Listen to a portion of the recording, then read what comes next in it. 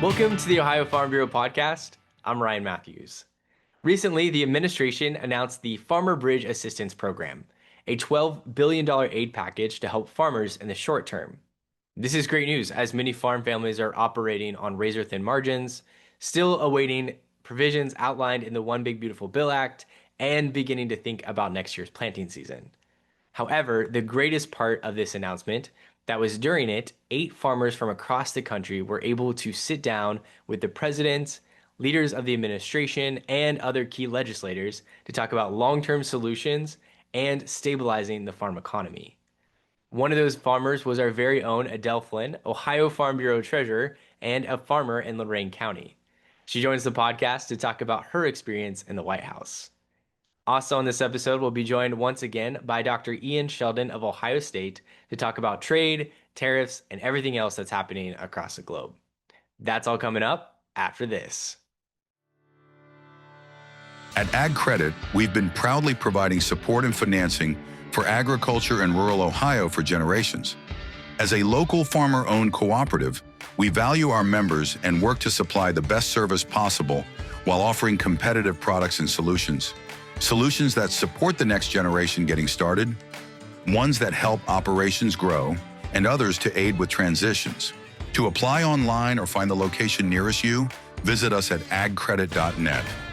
Ag Credit, committed to agriculture, committed to you. Welcome back to the Ohio Farm Bureau podcast. We are officially concluded with the 107th Ohio Farm Bureau annual meeting. However, earlier this week, we got an announcement from the administration that they will be releasing a $12 billion Farmer Bridge Assistance Program.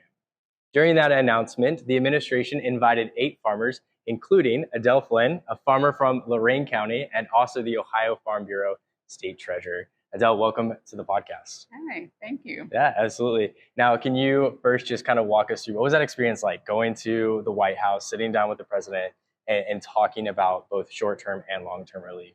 Yeah, it's really hard to put into words. I think it's been such a busy week.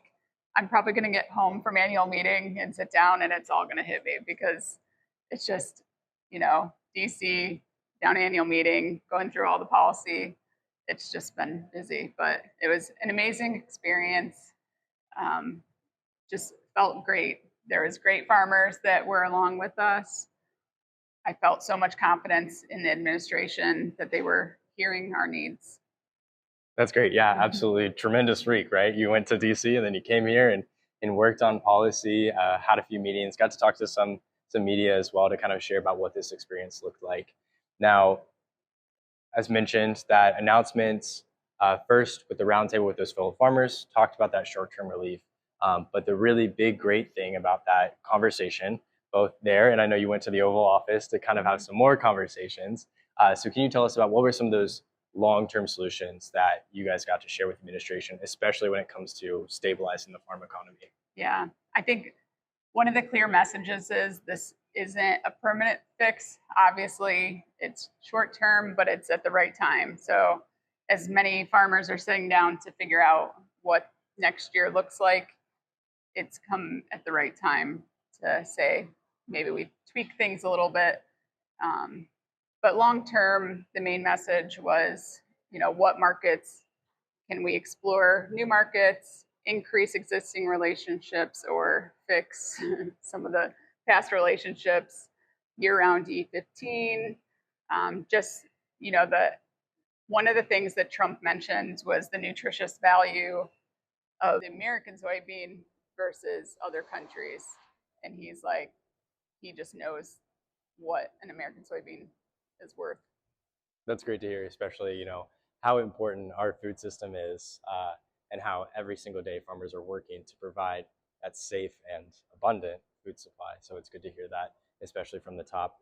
Now, like you had mentioned, some of those conversations, I know we had talked previously, the farm economy is at a crisis point. And as you mentioned, this is a great bridge until next year because farmers right now are deciding how they're going to plant for next year. We got some great provisions in the One Big Beautiful Bill Act, but those don't go into effect until next year. So this is just a way for farmers to get to that next planting season. So it's really great to hear that you as a farmer with some fellow farmers from across the country really got that great chance to have those conversations. Um, Last part of that, and even though some of these payments are still getting calculated, especially with the USDA, how they're calculating it, farmers still have to get their final acreage in. But could you just talk about what does this mean as a farmer and across farm country? Yeah, as a farmer, like I said, it's just nice to have a little bit of relief or some of the weight off of our backs as margins have been tight. I think just the ability to sit down and have the ear of the administration was so important. One of the things that he really talked about was the increased cost of equipment and some of the things that maybe he can do to try to ease those pains. And I think it'll be interesting. You know, he's been in office for a year and has really been accessible to agriculture. It'll be interesting to see what the next 3 years bring. Absolutely. Yeah, especially input costs. That's a huge pressure point right now for farmers. So it's good to hear that some of the work is getting done and that farmers got a seat right at the table with the administration to have those conversations. Adele Flynn, State Treasurer for the Ohio Farm Bureau Federation. Adele, thanks again for joining. Thank you. Farming and ranching are more than just jobs. They're a way of life, and nobody understands that better than a company that's rooted in agriculture too. We're proud to be the official insurance and financial services provider of select state farm bureaus. We're more than just an insurance company. We're a protection company, driving agricultural efforts that matter to you. Welcome back to the Ohio Farm Bureau podcast. Every year, Ohio State's Department of Agricultural, Environmental, and Development Economics hosts an annual forum related to Ohio's agricultural and food industry, covering issues important to producers, agribusiness, and elected officials. To talk on this forum and give some insight to the hot topic of trade, we're joined by Dr. Ian Sheldon, professor and Anderson's Chair of Agricultural Marketing, Trade, and Policy. Dr. Sheldon, welcome, and thank you for joining the podcast. Thanks for inviting me, Ryan. I appreciate the opportunity to talk to your viewers. Absolutely. Now, over the past year, it feels like almost every week or every month there's been some kind of change. Can you talk about what that's been like to kind of monitor those and making sure you're staying updated and kind of what that outlook has looked like? Yeah, that's a really good question. I mean, I've done many interviews like we're doing right now, and often on a daily basis when things are really hitting the headlines. My comparison, it would be 2018 to 2020. A lot was happening, but it was a lot easier to follow because it was mostly with China. It wasn't across the board, and it was sequential. In fact, it was relatively easy to follow and to think through what the likely effects were going to be. This time around, it's been, as you say, not quite on a daily basis, but sometimes it feels like that.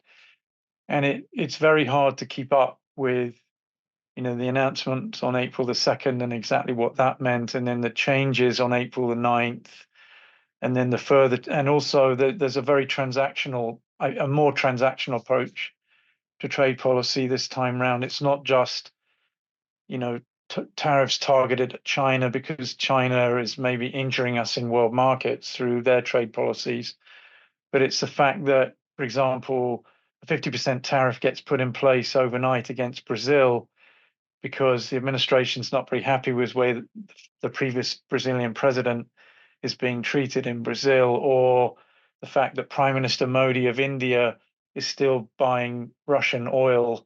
So we slap a 50% tariff on them. And then when the Premier of Ontario has, a commercial that's shown during the World Series, quoting former President Reagan about trade policy, it gets very hard to follow all these different issues. And my students today asked me about what about the pasta tariffs. Now these I think are anti-dumping duties. They're not part of this trade policy.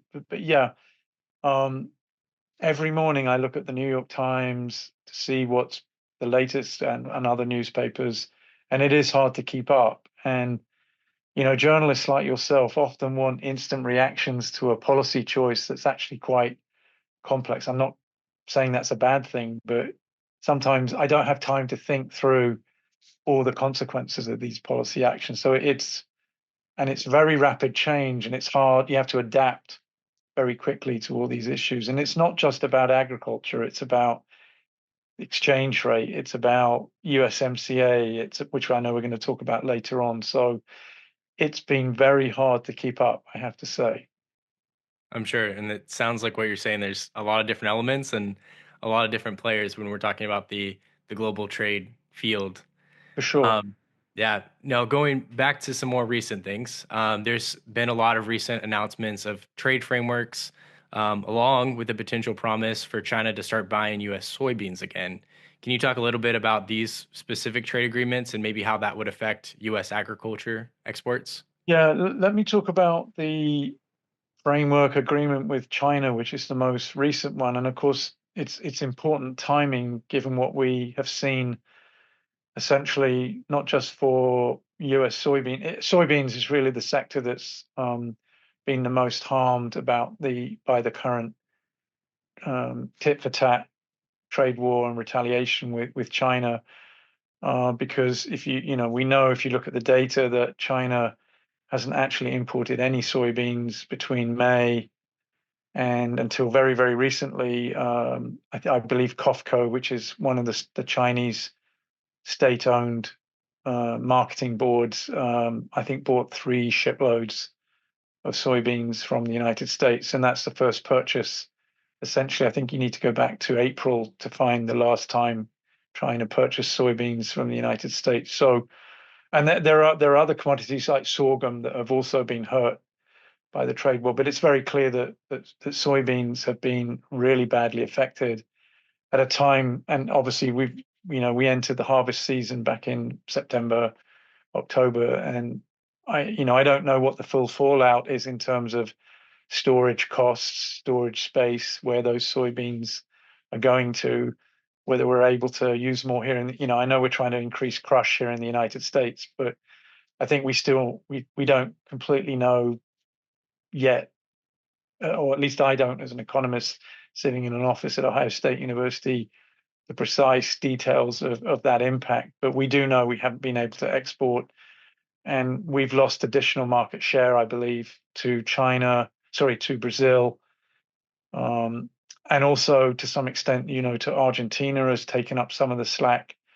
And I saw data the other day to show that even Paraguay and Uruguay have been exporting more soybeans to China. And China, today I saw an article on FarmDoc out of the University of Illinois that shows China's holding very large stocks of soybeans right now. So it's obvious to me that they've been trying to diversify who they get soybeans from and to build up those stocks. So the agreement with China, in principle, looks very important. They've committed to importing 12 million metric tons by the end of the year. I was talking to somebody from Virginia Tech today saying it takes about 30 something days to get the beans to China. So I think that's a little optimistic that that's actually going to happen. And at the same time, the tariff is still sitting at 13%. And there have been 2 announcements of China buying more soybeans from Brazil over the last couple of weeks. And it looks like the possibility of those 12 million tons coming onto the market has actually led to soybean prices softening, and that Brazilian prices are still very competitive, relative to the pork price in the Gulf here in the United States. So with the tariffs of 13% in place, I've seen a lot of traders saying that US soybeans still aren't that competitive yet, so compared to Brazil. So I think the announcement's important, but it does look like we're going to have to wait and see what happens. And the other issue is, if we can't crush it here in the United States, if it becomes difficult to store it here in the United States, where else can we sell it? In the case of Ohio, I've looked at the data for where our exports are likely to go. And over the last few years, our number 1 export market has been actually Indonesia and Malaysia and Taiwan. China was a little bit further down the rankings. And unfortunately, USDA, the last forecast we had before the government shutdown, suggested that Ohio soybeans will not be exported to China at all this year. So this agreement is probably going to matter more for Ohio farmers moving into the next crop year. And China has said there will try to import, what, 24 million tons, go back to what they were importing previously before, what's happened over the last 12 months. So this agreement is important in principle, but I think, to use a famous English expression, the proof of the pudding will be in the eating. Talk is cheap, right? We'll have to see, and it will be important to track it. So I think private traders are going to continue to import from Brazil, but it does look like COFCO, this big Chinese company, is going to be the firm most likely to be importing soybeans from the United States. So it's going to be important to watch their announcements as they start coming out.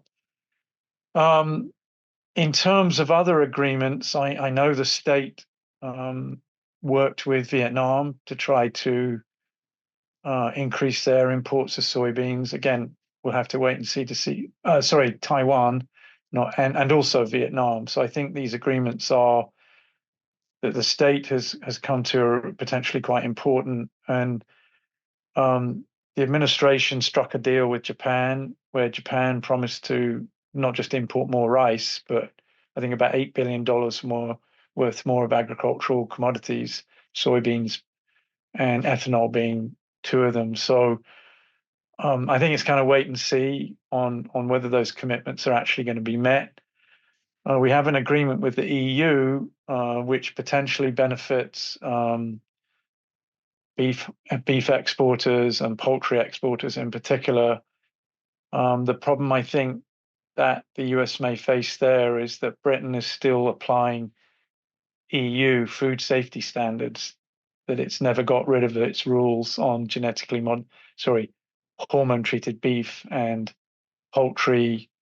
The Europeans don't want poultry from the US because of this issue of chlorine being used to bathe the carcasses after slaughter, which they don't do in Europe. I'm not sure there's any food safety issue there, but that doesn't mean to say consumers are going to eat poultry from the United States or beef from the United States. We'll have to sort of wait and see whether that actually works out. So I think the big issue is I don't think we're going to have been able to divert enough exports to other countries to make up for what we've lost in China.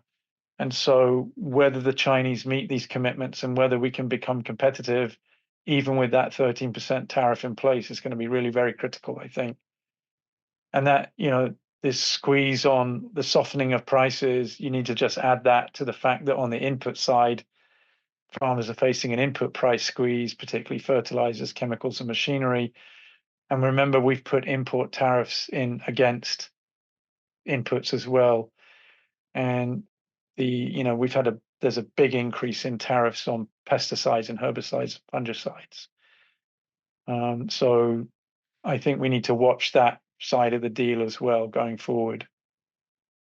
Long answer to a short question. No. That was all great information. And I think what you said, yeah, farmers are feeling a squeeze on both sides, right? The input costs, and a lot of those imports are very critical to farms, like you were saying, like pesticides and how high those have been hiked because of tariffs. But yeah, on the other side, because at one time, 1 in 3 rows of soybeans in Ohio was imported to or exported to China. And like you said, now it's, there's really nothing this harvest season. And hopefully, and like you said, cautiously, we'll see some ground made up, but it seems like we still have a lot of work to do. Yeah, and I think even if we hadn't had this current round of trade war with China, I think we were all, we lost a lot of market share during the first trade war. We recouped some of that, but it looked like we were beginning to lose market share again to Brazil. And I think what's happening now is just speeded up, exacerbated, intensified that process whereby, acreage in Brazil is still increasing, and perhaps more importantly, yields are increasing. They're quite close to US yield. They're using pretty similar technology to the United States. And I think China's invested in port facilities in Brazil, in the trucking, in the transportation system. So I think China is very actively been trying to diversify its import supplies, and not just in soybeans, in corn as well. I mean, Brazil is also now a big corn supplier to the world market, which it wasn't until a few years ago. So I guess caution is, it puts more pressure on the federal government to think about compensation for farmers. I don't think it's going to be to the level it was under the market facilitation program, which was what, 24, $28 billion. They're talking about 13 to 15 billion from tariff revenue. I'm not sure how politically feasible that is this time round, unless the government opens up quickly and it's legitimate to use tariff revenue, for example, to make that transfer to farmers. But it might be tougher this time, given a lot of other businesses in the US are being hurt by the trade war, which is one reason why there's a lawsuit, was filed by a small wine importer I think from the West Coast, against the tariffs in the first place. So I think it's a little harder this time to sell compensation and the way the Farm Bill works. I'm not a Farm Bill expert, but if I understand it correctly, support for this year's low prices won't come till next year, if I understand the way it works. And so there's no, they're still debating the Farm Bill, or lack thereof, and I can see why there's pressure on the federal government to provide compensation to farmers for that lost market share. But I'm still very cautious about the way I think it's going to work out. Yeah, absolutely. Short term relief can definitely help, getting to next season.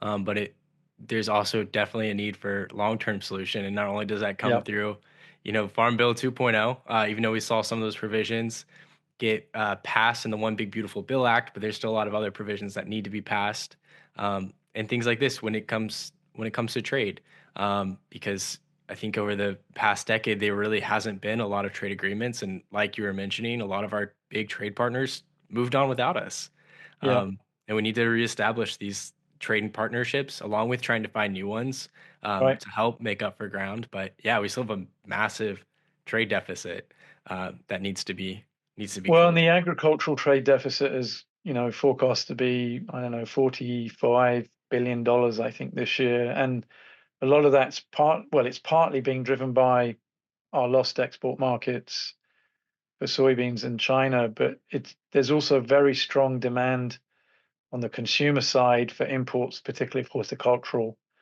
products, mostly from Mexico. I know you want to talk about MCA, but um, if you look at the trade data, the biggest import by far is almost, if not certainly double what we import in the other sectors, is fruit and vegetables, and drinks as well, alcoholic beverages is too, and tropical products as well. So, yep, the bright spot of US trade used to be the agricultural trade surplus, and now it's a deficit.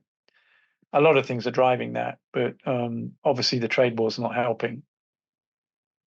Now, you kind of already mentioned it, but let's bring it closer to home, with the USMCA, or the United States Mexico Canada Agreement. Next year's the review. Could you maybe give us a high level of what that will look like, and maybe the role that agriculture will play in that review? Yeah, this is so for your listeners, the USMCA actually has a sunset clause in it, which is it's officially going to end in July of 2036 if the partners don't agree to continue it. And part of that process is to have the first review is next July. And if the three partners do not agree that they want to continue, it's going to go to an annual review. At least that's what we thought maybe 12 months ago, as we started to look out at what, a year ago when I was talking about USMCA, was the reviews coming up. We got to hope that it will be renewed. And the reason I say that is because our number one and our number two export markets are Mexico and Canada. Mexico in particular for corn to feed their livestock. And also, pretty much we have free trade in agriculture. And under NAFTA, that process, ended, I think, in 2000. No, it was 1998 was the end of the process under the US-Canada Free Trade Agreement, and then it was the early 2000s, I think, for the rest of NAFTA. So apart from some obvious examples, dairy being the best one with Canada's supply management system and its system of tariff rate quotas across the whole range of dairy products imported from the United States and elsewhere, we pretty much have free trade in North America. Young animals are being brought up in Canada and Mexico and then transferred to the United States and maybe either finished out or slaughtered. And so I think one reason why North America can, if you look at the global market, the US is still the number one agricultural exporter in the world, and Canada is always in the top 5, and now Mexico's in the top 10. So I think it was not unreasonable to argue that NAFTA and now USMCA have made North American agriculture very competitive internationally, and it would be a shame, in my view, to lose both those internal benefits and those external benefits. And so I think entering into these negotiations where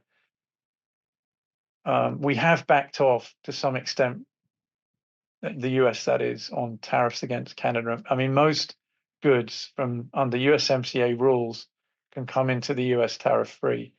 Aluminum and steel and the automobile industry are particularly Canada they would argue that they're suffering quite a bit from that. But in agriculture, apart from the examples I gave, I think it's dairy, poultry, and eggs are the 3 sectors that are still extensively protected. So I think if we look at agriculture in the negotiations, I think that sector is going to come up again because we made some progress last time round.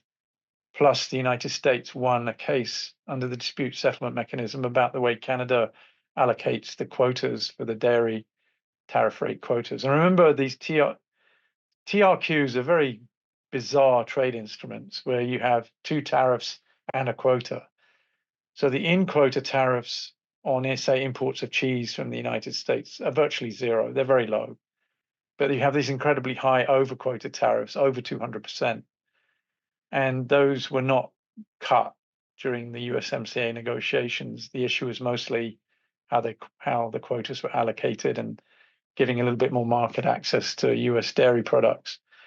So there's a lot of argument about whether those high over-quota tariffs are a disincentive to export to Canada. The problem is that the quotas don't always fill. So, it's a very complex issue, but I can see that coming up in the negotiations. I would think that there will be a lot of pressure on Mexico to be sure that they are going to import genetically modified corn or are going to continue to do so, because the United States did win that case. I think biotechnology is going to be on the going to be up for discussion. I think there's way bigger issues than just agriculture. I mean, energy. I think the automobile industry is going to be front and foremost in the negotiations. So I think agriculture will play its part. I'm very worried that the agreement will be undermined, given that these are our 2 largest export markets now. China used to be a lot. It's moved down the rankings. It's now, if you look at the numbers for this year, it's Mexico, Canada, the EU, Japan, and then China. And China's moved, I think it was third, it was number 1, then it dropped to 3rd, and now it's dropped to 5th. So it's really critical in my mind from agriculture's perspective and the wider economy that this agreement continues. It has its faults, but I think it was an improvement over the old agreement. And, I follow the legal aspects of trade agreements very closely. And under NAFTA, there were only ever 3 dispute resolutions, 3, from 1994 to 2020. There have already been 5 disputes under the new dispute resolution mechanism, 3 of which involved agriculture, 2 in dairy, 1 in GM corn. So given that the WTO isn't really functioning right now properly, USMCA is important that we maintain that sort of bilateral regional dispute resolution. I think, anyways. I mean, maybe the government would disagree with me, but just as an outside observer, I think we didn't win both of the dairy cases, but we won one, and we won the GM one. The system works, and so undermining the economic and the those other benefits, I think, are really rather important not to undermine them. So that's kind of high and mid and low level all at the same time.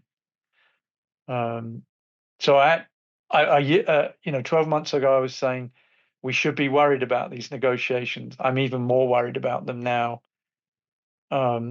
because why would our trading partners be so willing to go along with the USMCA if they're facing sort of unilateral trade barriers against their exports that are outside of USMCA and were put in place unilaterally by the US government? I mean, I don't want to get into the debate about the rights and wrongs of doing that, but put yourself in the shoes of a Canadian or a Mexican negotiator, or a politician for that matter.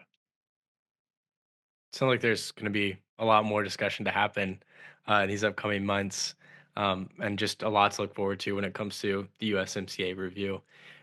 Dr. Ian Sheldon, professor in Anderson's Chair of Agricultural Marketing, Trade, and Policy. Dr. Sheldon, thanks again for joining.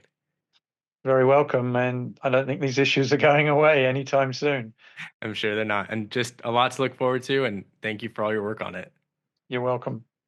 Find previous podcasts at ohiofarmbureau.org and search podcasts.